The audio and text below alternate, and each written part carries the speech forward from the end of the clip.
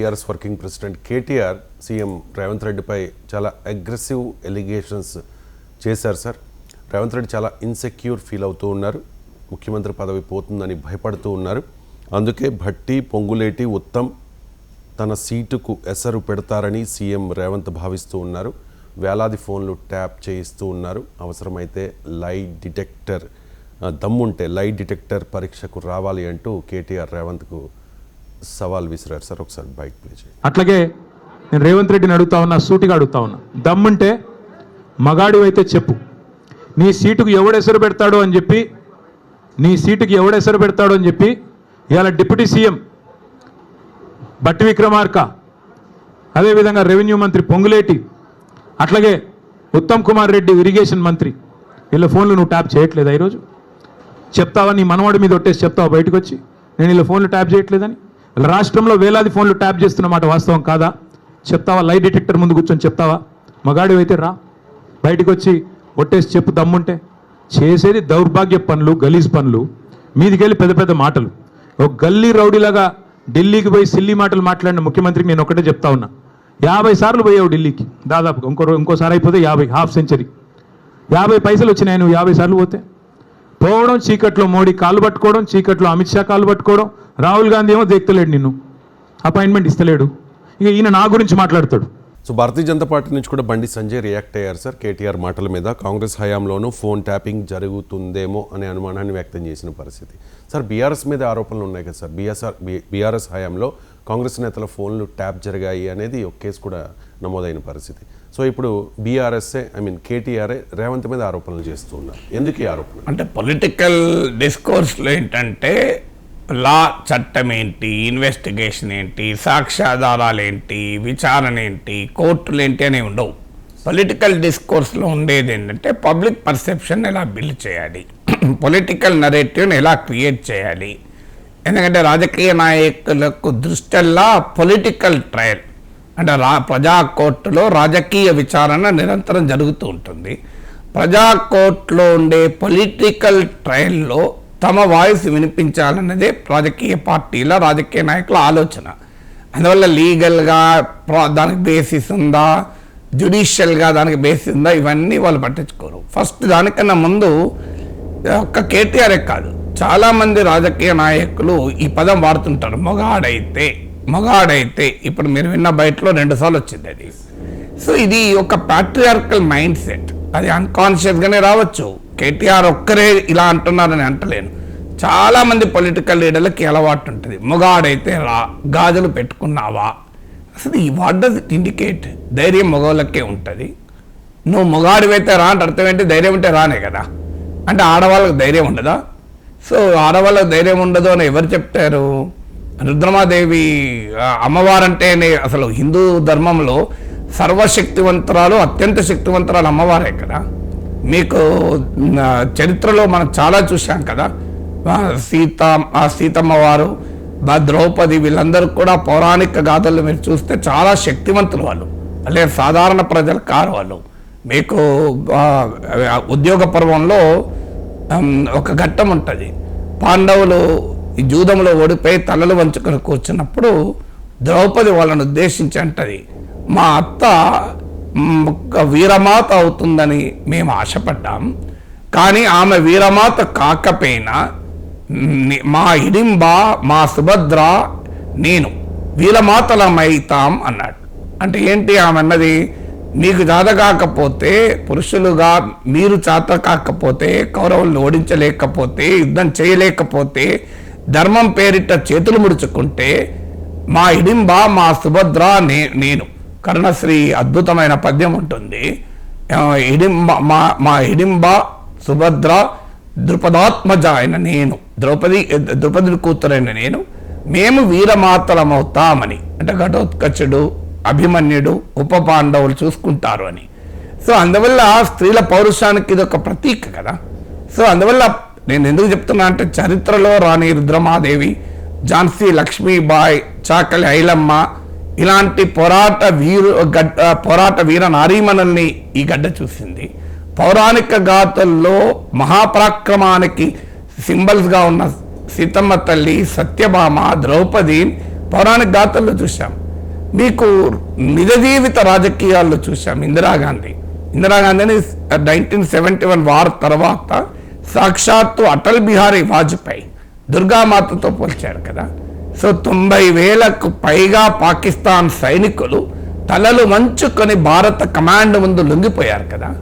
So అందువల్ల మనం ప్రతిదానికి మొగాడైతే ఏదో మగవాళ్ళు ఏదో సమాజాన్ని మగవాళ్ళు మాత్రమే ఉద్ధరిస్తున్నట్లు, ఆడవాళ్ళు ఏదో బలహీనులు, ఇది అబల సబల కాదు అని మనం ఎప్పుడు వింటుంటాం కదా. షేక్స్పియర్ ఆ రోజుల్లో రాశాడు ఫ్రైలిటీ దై నేమ్ ఈజ్ ఉమెన్ అని, అంటే బలహీనతకు మారుపేరని. కానీ అది that's the old concept. The modern women proved Shakespeare wrong. So Shakespeare కూడా తప్పని పూజించాడు. ఆజాద్ హింద్ ఫౌజ్ సుభాష్ చంద్రబోస్ నాయకత్వంలో స్వాతంత్ర పోరాటానికి నాయకత్వం ఇచ్చిన ఆజాద్ హింద్ ఫౌజ్ మహిళా కెప్టెన్ లక్ష్మీ సైగల్. సో అందువల్ల మనకు చరిత్రలో, పౌరాణిక గాథల్లో, నిజ జీవితంలో ఇంత పోరాట చరిత్ర కలిగిన వీరనారీలు ఉండగా ఇంకా పబ్లిక్ డిస్కోర్స్లో, పొలిటికల్ డిస్కోర్స్లో మగాడైతే రా నువ్వు గాజులు కట్టుకున్నావా, ఈ పబ్లిక్ డిస్కోర్స్లో దీనివల్ల ఏమవుతుందంటే రాజకీయ నాయకులు సాధారణ ప్రజలు కాదు, they have a tremendous influence in society. ఇన్ఫ్లుయెన్సర్స్లో ఒకరు, కేవలం ఇన్ఫ్లుయెన్సర్స్ అంటే యూట్యూబ్లో సబ్స్క్రైబర్లు ఉన్న వారికి కాదు.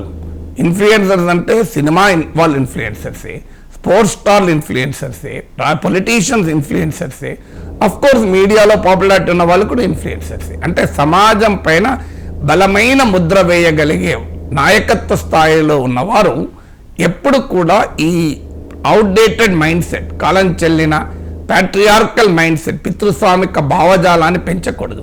అది అన్కాన్షియస్గా పెంచిన తప్పే. నేను కేటీఆర్ ఏదో కావాలని మహిళలను అవమానించడానికి అంటున్నాడని నేను ఆరోపించడం లేదు. అది నార్మల్ పొలిటికల్ డిస్కోర్స్లో భాగంగా అన్ని పార్టీల నాయకులు వాడుతున్నారు ఈ పదాలు. అందుకే ఇంత వివరణ ఇవ్వాల్సి వచ్చింది. మొదలు ఈ పదం తప్పని. ఇక తర్వాత ఈ స్టేట్మెంట్లో కేటీఆర్ ఏం చెప్పదలుచుకున్నాడు, నరేటివ్ ఏంటి? ఒకటి, మంత్రుల పైన రేవంత్ రెడ్డి ఒక రకంగా నిఘా పెట్టాడని. అంటే దీని లక్ష్యం ఏంటి అంటే రేవంత్ రెడ్డి అన్స్టేబుల్గా ఉన్నాడు, అన్సర్టన్గా ఉన్నాడు, ఆయనకు తోటి క్యాబినెట్ మంత్రులు సహకరించడం లేదు. ఆ క్యాబినెట్ మంత్రులు ఏ క్షణమైనా రేవంత్ రెడ్డి పదవికి ఎసరు పెట్టే ప్రమాదాన్ని కలిగి ఉన్నారు. అంటే కాంగ్రెస్ ప్రభుత్వం అన్స్టేబుల్ అని ఒక నరేటివ్ బిల్డ్ చేయడం. అయితే ఇంట్రెస్టింగ్ ఏంటంటే దాని రిజల్ట్ ఏంటి అంటే ఇవాళ పత్రికల్లో మీరు చూడండి, పేజ్ 1లో ఉన్నాయి. పొంగులేటి ఖండించాడు, ఉత్తమ్ కుమార్ రెడ్డి ఖండించాడు, బట్టి విక్రమార్క కూడా సీఎంను హౌలే అంటావా, సీఎం ఇంత మాట అంటావా అని విమర్శించాడు. అంటే ఏమవుతుంది, కేటీఆర్ దాడితో కాంగ్రెస్ నాయకులు ఏకం కావాల్సిన పరిస్థితి ఏర్పడుతోంది. రేవంత్ రెడ్డి పైన అలిగినా గులిగినా ఎవరైనా వాళ్ళందరూ అలుగుడు గులుగుడు పక్కకు పెట్టి బీఆర్ఎస్ పైన గుద్దుడుకు ముందుకు రావాల్సి వస్తుంది. ఎందుకంటే ఇది కేటీఆర్ వాడిన పదాలు కనుక వాటిని ఉపయోగిస్తుంది, అలుగుడు గులుగుడు గుద్దుడు అని. సో అందువల్ల ఒక పొలిటికల్ నరేటివ్ బిల్డ్ చేయాలి. కాంగ్రెస్ పార్టీ అన్స్టేబుల్గా ఉంది, యునైటెడ్గా లేదు అని. రెండవది ఏంటంటే మీరు అందులోనే చూడండి, రేవంత్ రెడ్డికి రాహుల్ గాంధీకి గ్యాప్ ఉంది. నేను రాహుల్ గాంధీ దేకడం లేదు అని. రాహుల్ గాంధీ దేకకపోతే కాంగ్రెస్ సీఎంగా రేవంత్ రెడ్డి ఎట్లుంటాడు? కాంగ్రెస్ పార్టీలో ఒక నాయకుడు సీఎంగా ఉంటే 10 మంది నాయకులు ఆ చైర్ వైపే నిరంతరం చూస్తూ ఉంటారు, మాకు ఛాన్స్ రాదా, మేము ఎలిజిబుల్ కాదా అని. అందులో కాంగ్రెస్ పార్టీలో రేవంత్ రెడ్డి కన్నా చాలా పొలిటికల్ సీనియర్స్ చాలామంది ఉన్నారు. సో అందువల్ల అలాంటి పరిస్థితుల్లో రాహుల్ గాంధీతో నిజంగానే అంత బిగ్ గ్యాప్ ఉంటే ఇంకేం కావాలి? అధిష్టానం, అంతర్గత వ్యతిరేకులు వీళ్ళిద్దరు కలిస్తే రేవంత్ రెడ్డి పదవి ఉంటుందా? సో అయినా రేవంత్ రెడ్డి కొనసాగుతున్నాడు కదా. అందువల్ల ఈ పొలిటికల్ నరేటివ్ రెండోది పంపడం, అంటే రాహుల్ గాంధీకి రేవంత్ రెడ్డికి మధ్య గ్యాప్ ఉంది. Revanth Reddy is increasingly persona non grata, Congress high command దృష్టిలో ఈయనకు పట్ల ఇంట్రెస్ట్ లేదు అని. ఇది రెండవది. మూడవ నరేటివ్ ఏంటంటే మోడీ అమిత్ షాలతో రేవంత్ రెడ్డి మిలాఖత్ అవుతున్నాడు అని. ఈ విమర్శ చాలాసార్లు ఎన్నికలకు ముందు నుంచి కూడా చేస్తూ వచ్చారు. సో ఆర్ఎస్ఎస్ నేపథ్యం ఉంది, ఆయనకు ఏబీవీపీలో పనిచేశాడు, ఈవెన్ ఓవైసీ లాంటి వాళ్ళకు కూడా ఇప్పుడు కాంగ్రెస్ పార్టీతో మళ్ళీ మిలాఖత్ అయి ఉన్నాడు ఓవైసీ. కానీ అప్పుడు కేసీఆర్ తరఫున బ్యాటింగ్ చేస్తుండేవాడు ఎలక్షన్ల టైంలో. అప్పుడు రేవంత్ రెడ్డిని ఆర్ఎస్ఎస్ మనిషి అని అన్నారు.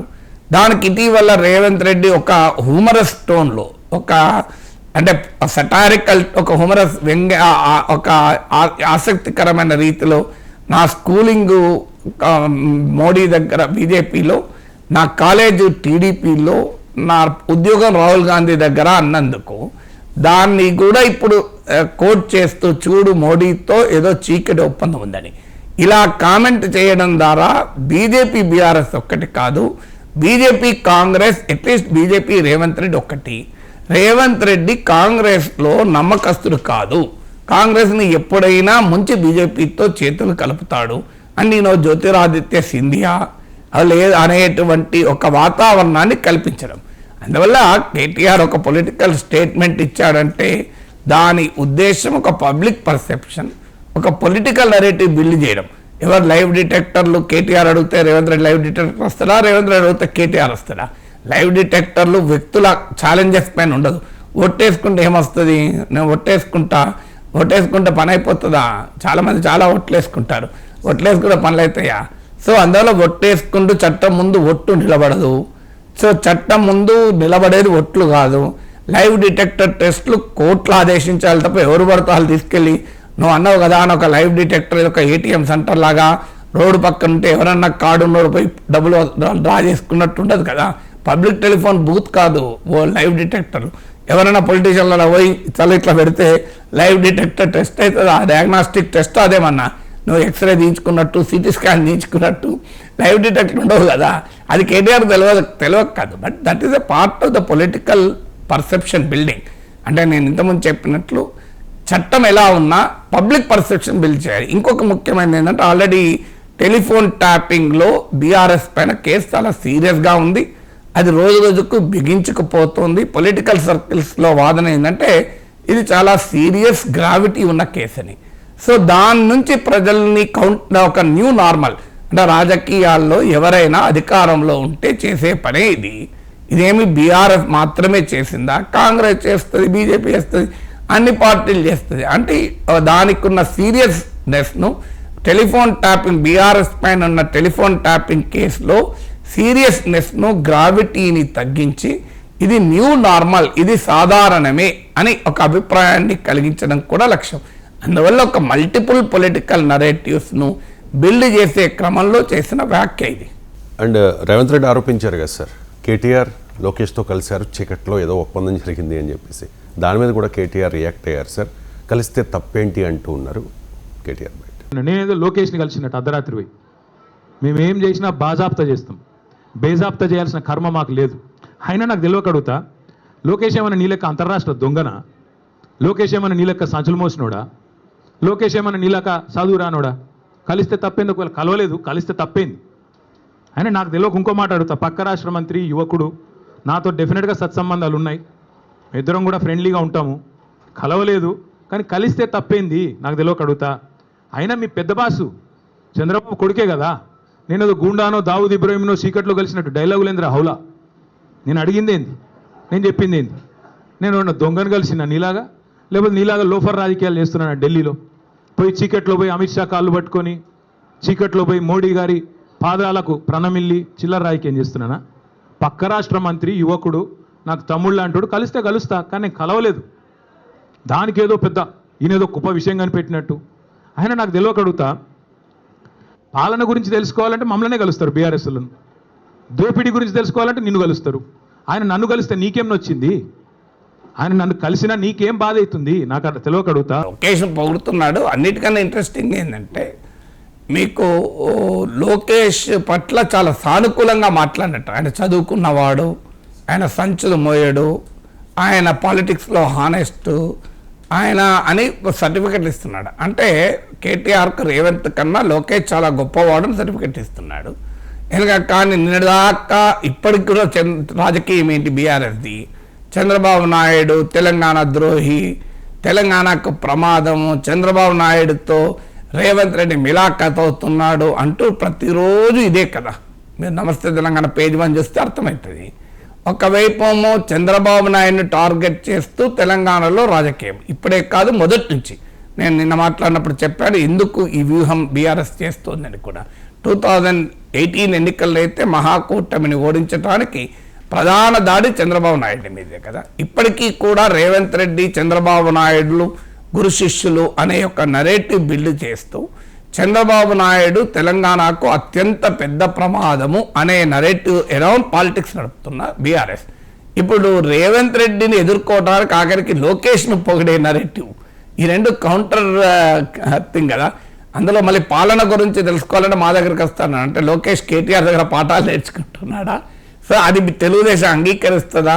ఏది మేము బీఆర్ఎస్ దగ్గర పాఠాలు నేర్చుకుంటున్నాం, కేసీఆర్ దగ్గర కేటీఆర్ దగ్గర నేర్చుకుంటున్నాం అని తెలుగుదేశం వాళ్ళు ఒప్పుకుంటారా?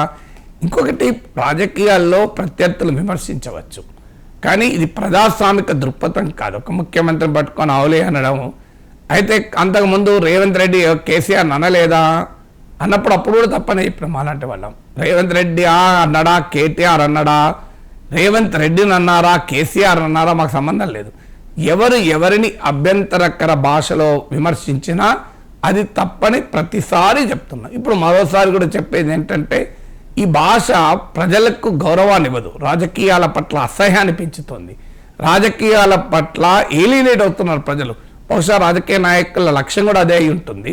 ఇది మేము చూసుకుంటాం, ఒక చిన్న ట్రైబ్ మాది, సో మా వరకే ఉండాలి, ఇది ప్రజలందరికీ సంబంధం ఉండకూడదు, ప్రజా జీవితాలతో అసలే సంబంధం ఉండకూడదు, ప్రజా సమస్యల జోలికే మేము పోము అనేటువంటి ఒక మ్యాచ్ ఫిక్సింగ్ ఏమన్నా పొలిటీషియన్ల మధ్య ఉందా అని అనుమానం.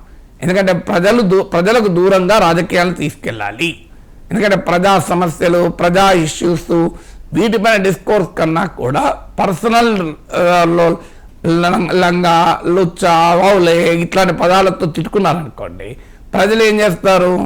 సో ఉదాహరణకు మీరు ఇద్దరు ఏదో వాదించుకుంటారు, మీరు అక్కడ వింటారు, వాళ్ళ వాదన దాటి బూతులు తిట్టుకోవడం మొదలుపెట్టారనుకో, సభ్యత్వం ఎవడే అక్కడ ఉండడు, సంస్కారం ఉన్నవాడు ఎవడో అక్కడ ఉండడు, వెళ్ళిపోతారు అక్కడి నుంచి. కొట్టుకోవాల్సిన అవసరం లేదు. ఇద్దరు మాట్లాడుకుంటున్నప్పుడు, ఇద్దరు పద్ధతిగా వాదించుకున్నప్పుడు మీరు అక్కడ ఉండి ఇది కాదు అది అవును అని ఏదైనా చెప్తారు, చెప్పకపోయినా కనీసం చూస్తారు, వింటారు. మోమెంట్ వాళ్ళు బూతులు తిట్టుకోవడం మొదలు పెట్టారనుకోండి, అవలేలు లుచ్చాలని తిట్టుకున్నారనుకోండి, అక్కడ ఎవ్వరు ఉండడు సంస్కారం ఉన్నవాడు, వాడు సస్తలే అని వెళ్ళిపోతారు. అంటే ఉద్దేశం ఏంది? ఇప్పుడు ప్రజల్ని మీరు దూరం పెట్టదలుచుకున్నారు పొలిటీషియన్లు. అంటే మా జోలికి రాకండి, మా ప్రపంచంలో మేము ఉంటాం, మా రాజకీయాలు మాకు అని చెప్పదలుచుకున్నారా? సో వ్యక్తిగతమైన తిట్ల చుట్టూ రాజకీయం చేయకండి, ఇష్యూస్ చుట్టూ రాజకీయం చేయండి. నీళ్ళలో ఎవరు అన్యాయం చేశారు, నిధుల్లో ఎవరు అన్యాయం చేశారు, ఎవరి పథకాలు సమాజానికి ఎక్కువ ఉపయోగపడ్డాయి, ఎవరు తెలంగాణను అభివృద్ధి పథంలో తీసుకెళ్తున్నారు, వీటిపైన చర్చ వదిలేసి ఆంధ్రప్రదేశ్లో ఇది చాలా కాలంగా చూస్తున్న రాజకీయమే. వ్యక్తుల చుట్టూ చంద్రబాబు పైన వైసీపీ వాళ్ళు నోటికొచ్చినట్టు మాట్లాడతారు, ఆఖరికి అసెంబ్లీలోనే ఆయన సతీమణి గురించి మాట్లాడతారు. చాలా నీచంగా వాళ్ళ అధికారంలో ఉన్నంత కాలం చంద్రబాబు వయసులో జగన్ కన్నా పెద్దవాడు, తన తండ్రితో రాజకీయం చేసిన వాడు అన్న గౌరవం కూడా లేకుండా వైసీపీ వివరించింది. ఇప్పుడు జగన్ పట్ల లోకేష్ అదే రకంగా వివరిస్తున్నారు. చంద్రబాబు నాయుడు కానీ లోకేష్ కానీ రెండు తరాల రాజకీయ నాయకులు జగన్ పైన అలాగే వివరిస్తున్నారు. సో ఇక కింద పరివారం అదే పని. సో ఈ ఆంధ్రప్రదేశ్లో చూసిన ఈ రాజకీయ సంస్కృతి తెలంగాణలో లేకుండే. తెలంగాణలో ఉద్యమము, ప్రజా ఉద్యమము, తెలంగాణ అస్తిత్వము, తెలంగాణ హక్కులు, నీళ్లు, నిధులు, నియామకాలు, ఇలాంటి ఒక పోరాట చైతన్యము ఉండే ప్రాంతం. మీకు ఇది నేను చెప్పడం కాదు, పవన్ కళ్యాణ్ సాక్షాత్తు మీకు అసెంబ్లీలో చెప్పాడు కదా, మన ఆంధ్రప్రదేశ్లో కులం చుట్టూ ఆలోచిస్తాం, తెలంగాణ వాళ్ళు చూడండి లేదు ఇది అని. సో అందువల్ల తెలంగాణలో కూడా ఆ రాజకీయ సంస్కృతి మనం దిగుమతి చేసుకుంటున్నాం. ఇది మంచి సంస్కృతి కాదు. ఎవరైనా రాజకీయాలు ఫైట్ ఆన్ ఇష్యూస్, ఇది ఎవరు మొదలు పెట్టారు, ఎవరు అని నేను ఆ జోలికి వెళ్ళడం లేదు. ఇప్పుడు వెంటనే బీఆర్ఎస్ వాళ్ళు అంటారు, సార్ మేమే అన్నామా, కేటీఆర్ అన్నాడా, రేవంత్ రెడ్డి అనలేదా కేసీఆర్ను? ఇవాళ కూడా అన్నాడు కదా రేవంత్ రెడ్డి కూడా, బావిలో దూకినా ఆగదు అభివృద్ధి, అలాగే నువ్వు పెట్రోల్ అంటు పెట్టుకున్నా ఆగదు. అది కూడా ఏం భాష? ముఖ్యమంత్రి స్థాయిలో మాట్లాడాల్సిన భాషనా? సో అందువల్ల ఇప్పుడు న్యూటన్ థర్డ్ లా ఎక్కడ మొదలైందో తెలియదు. For every action there is an equal and opposite reaction. బావిలో దూకు, పెట్రోల్ వసుకొని వస్తావా? సో కేసీఆర్ అక్కడ స్ట్రెచర్ మీద నుంచి మార్చరికి పోతాడా అని అది ఫస్టా, లేదు హౌలే లుచ్చా ఇది ఫస్టా? ఏది ఫస్ట్? సో ఏది ఫస్ట్ తెలియదు. న్యూటన్ లా అయితే ఉంది, కానీ అలా ఎక్కడ మొదలైందో నాకు తెలియదు. బట్ ఏడ మొదలైనా సంబడి షుడ్ డిస్ప్లే మ్యాగ్నానిమిటీ కదా. సో అందువల్ల కేటీఆర్కు, రేవంత్ రెడ్డికి, బీఆర్ఎస్ కాంగ్రెస్ నేతలకు నా విజ్ఞప్తి ఏంటంటే ఒక నెల రోజుల పాటు కాల్పుల విరమణ ప్రకటించండి. Cease fire. ఒక ఎమినెంట్ సిటిజన్స్ ఆఫ్ తెలంగాణలో ఉన్న ప్రముఖ పౌరులతో ఒక వేదిక ఏర్పాటు చేయండి. సో ఆ ఎమినెంట్ పర్సన్స్ ఆఫ్ తెలంగాణలో ఉన్న అన్ని పార్టీల నాయకులు ఏం మాట్లాడుతున్నారో మానిటర్ చేస్తారు. ఒక నెల రోజుల పాటు కాల్పుల విరమణ ప్రకటిద్దాం. అంటే మాటల కాల్పుల విరమణ. సో ఎవరు కూడా అన్పార్లమెంటరీ లాంగ్వేజ్ వాడరు. రాజకీయంగా విమర్శించుకోండి. పాలిటిక్స్ అంటేనే విమర్శ, ప్రతి విమర్శ. పాలిటిక్స్ అంటేనే సంవాదం. కానీ అన్పార్లమెంటరీ వాడకూడదు. So letters maintain 1 month cease fire. ఈ 1 month డిక్లేర్డ్ సీజ్ ఫైర్. ఆ తర్వాత ఎవరు మళ్ళీ మొదలు పెట్టారో చూద్దాం. వాళ్ళు ఆ ఎమినెంట్ సిటిజన్స్ కమిటీ, బీఆర్ఎస్ వాళ్ళు కొంతమంది పేర్లను సూచించండి, కాంగ్రెస్ వాళ్ళు కొంతమంది పేర్లను సూచిస్తారు. ఒకవేళ ఈ కృషిలో బీజేపీ కూడా కలిసి వస్తానంటే వాళ్ళు కూడా కొంతమంది సూచిస్తారు. అందరి పేర్లలో కామన్గా ఉన్న పేర్లు తీసుకుందాం. మళ్ళీ డిఫరెన్స్ ఆఫ్ ఒపీనియన్ కూడా అవసరం లేదు. ఒక 20 మంది పేర్లు బీఆర్ఎస్, 20 మంది పేర్లు కాంగ్రెస్, 20 మంది పేర్లు బీజేపీ. 60 పేర్లలో ఖచ్చితంగా ఒక 10 పేర్లు అయితే కామన్ ఉంటాయి. ఎందుకంటే తెలంగాణలో 3 పార్టీలు ఒప్పుకునే వాళ్ళు పెద్దవాళ్ళు ఉండరా ఎవరైనా? సో ఆ 10 మందినే తీసుకున్నాం. అంటే యునానిమస్గా ఆ కమిటీ ఫామ్ అవుతుంది. సో ఆ కమిటీ మానిటర్ చేస్తుంది పొలిటికల్ డిస్కోర్స్ను. In the interest of Telangana సమాజం ప్రయోజనాల రీత్యా చెప్తున్నా. ఆ తర్వాత మీరు 1 month తర్వాత ఆ కమిటీ ప్రజల ముందు తన నివేదిక పెడుతుంది. వీరు ముందు ఈ కాల్పుల విరమణ ఉల్లంఘించారు, వీళ్ళు ఈ రకంగా ఫస్ట్ మొదలు పెట్టారు. ఎందుకంటే ఇప్పుడు చరిత్రలోకి వెళ్తే ఎవరు ఎప్పుడు మొదలు పెట్టారు? సన్నాసులు, దద్దమ్మలంటూ కేసీఆర్ అపోజిషన్ అన్న మాటలు చూసాం. ఇది ఎక్కడ తేలదు. విత్తు ముందా, చెట్టు ముందా, గుడ్డు ముందా, కోడి ముందా, నోబడి నోస్. ఆ మధ్య ఏదో రీసెర్చ్ చేసి ఏదో ముందని చెప్పారు, కానీ నోబడి నోస్. విత్తు ముందా, చెట్టు ముందా ఎవరు చెప్పగలుగుతారు? విత్తనం లేకుండా చెట్టు ఉండదు, చెట్టు లేకుండా విత్తనమే పుట్టదు, గుడ్డు లేకుండా కోడి లేకుండా గుడ్డు ఉండదు, గుడ్డే కోడిగా మారుతుంది. మరి ఏది ముందు నాకు తెలియదు, మీకు తెలియదు. సో అట్లీస్ట్ ఏది ముందు తెలియదు కనుక ఇక నుంచైనా మొదలు పెడదాం. అది నా సలహా. మిత్రుడు కేటీఆర్కు, మిత్రుడు రేవంత్ రెడ్డి ఇద్దరికి నా విజ్ఞప్తి. ఇందులో మళ్ళీ బండి సంజయ్ కూడా కలిసి వస్తే, కిషన్ రెడ్డి కూడా కలిసి వస్తే, రామచంద్రరావు కూడా విజ్ఞప్తి ఇద్దాం. మంచి మిత్రుడు నాకు. So let us form a ceasefire committee, కాల్పుల విరమణ ఒక మానిటరింగ్ కమిటీ చేసి ఒక హెల్తీ పొలిటికల్ డిస్కోర్స్, తెలంగాణ సమాజాన్ని ప్రగతి బాటన నడిపే ఒక హెల్తీ పొలిటికల్ పబ్లిక్ డిస్కోర్స్ వైపు కృషి చేద్దాం. చూద్దాం ఎవరైనా ఒక్క నాయకుడైనా ఈ మంచి మాటకు స్పందిస్తారేమో చూద్దాం. మంచి సలహా సార్, కానీ రాజకీయాల్లో ఇది సాధ్యం కాకపోవచ్చు. అంటే రాజకీయాల్లో ఏది సాధ్యం కాదని చెప్పలేము. నిరాశావాదంతో ఎప్పుడూ సమాజాన్ని చూడకూడదు. ఏదైనా సాధ్యమే, ఎందుకు సాధ్యం కాదు? రైట్. ఇక ఆంధ్రప్రదేశ్ ముఖ్యమంత్రి చంద్రబాబు నాయుడికి తెలంగాణ ముఖ్యమంత్రి రేవంత్ రెడ్డి ఒక రిక్వెస్ట్ చేస్తూ ఉన్నారు సార్. పాలమూరు ప్రాజెక్టుల్ని అడ్డుకోకండి, కేసీఆర్ 10 ఏళ్లలో కట్టలేకపోయారు, మీరు ఇప్పుడు అడ్డుపడడం న్యాయం కాదు, రాయలసీమ ప్రాజెక్టును రద్దు చేసి ఉదారత ప్రదర్శించండి అని చెప్పి రిక్వెస్ట్ చేస్తూ మాట్లాడారు సార్. దాంతోపాటు మంచిగా చెప్తూ ఉన్నాం, విజ్ఞప్తి చేస్తూ ఉన్నాం, లేకపోతే పోరాటానికి రెడీ అవుతాం, దానికి నేనే నాయకత్వం వహిస్తాను అంటూ రేవంత్ రెడ్డి చెప్తూ ఉన్నారు సార్. ఎందుకు సార్ చంద్రబాబుపై రేవంత్ పోరాటం? అంటే చంద్రబాబు పట్ల రేవంత్కి ఆరాటం ఉంది అని బీఆర్ఎస్ రోజు ఆరోపిస్తుంది కదా. సో నాది ఆరాటం కాదు, తెలంగాణ కోసం ఆరాటం, చంద్రబాబుపై పోరాటం. ఇప్పటిదాకా బీఆర్ఎస్ చెప్తున్నది ఏంటి?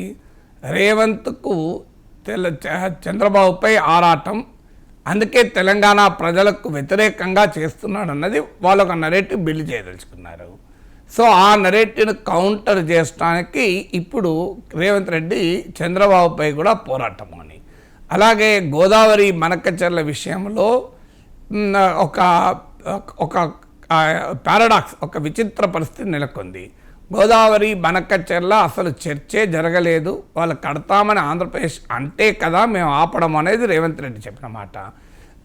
నిపుణుల సంఘాన్ని ఏర్పాటు చేశాం, ఇది గోదావరి మనకచెర్ల లింక్ ప్రాజెక్టుతో సహా తెలంగాణ లేవనెత్తిన అన్ని అంశాలను పరిశీలిస్తుందని నిమ్మల రామానాయుడు చెప్పాడు. సో ఈ రెండు కాంట్రడిక్టరీగా క్లియర్గా కనబడుతున్నాయి. అసలు గోదావరి మనకచెర్ల లింక్ అనేది ఎజెండాలోనే ఉందా లేదా అనేది ఎవరికీ తెలియదు, అది కేంద్ర ప్రభుత్వం చెప్పాలి. కానీ కేంద్ర మంత్రి బండి సంజయ్ బహిర్గతం చేయాలి, 2 రాష్ట్రాల ముఖ్యమంత్రులు అంటున్నాడు.